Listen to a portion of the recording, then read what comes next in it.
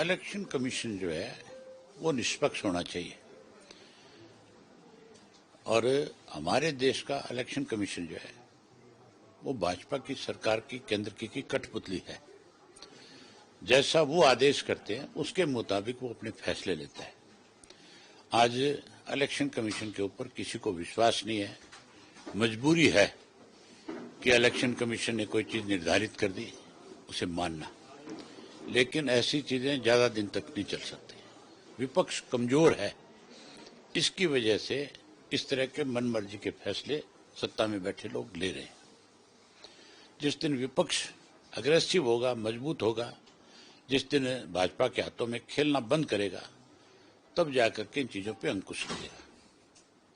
Sir, आपने हरियाणा की बात की, चाहे वो जल भराव की बात हो, कई बार आपने इस चीज को मुद्दे को लेकर उठाया भी है। आज आपने प्रेस वार्ता भी की।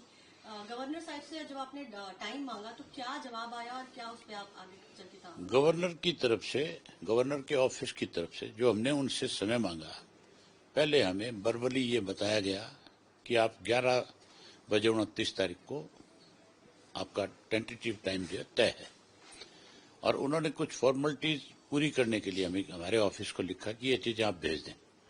हमारे ऑफिस की तरफ से सारी बातें लिख करके उनको दे दी गई।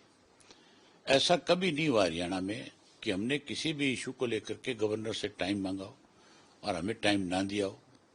हमेशा जब हमने समय मांगा तुरंत हमें समय मिला। ये पहली दफा है।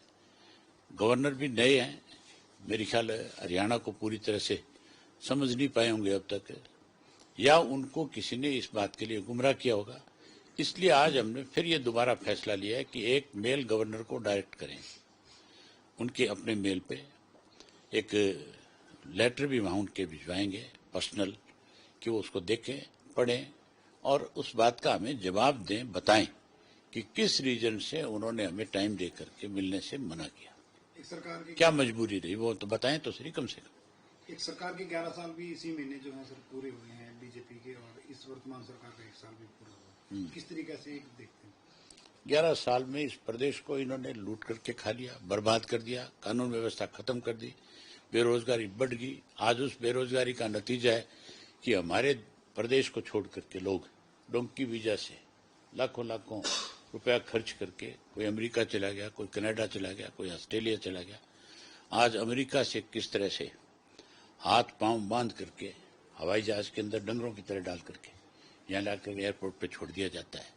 हमारे प्रदेश और देश की सरकार जो है उसको इस बात की कोई चिंता नहीं है। आज भ्रष्टाचार चरम सीमा पे है।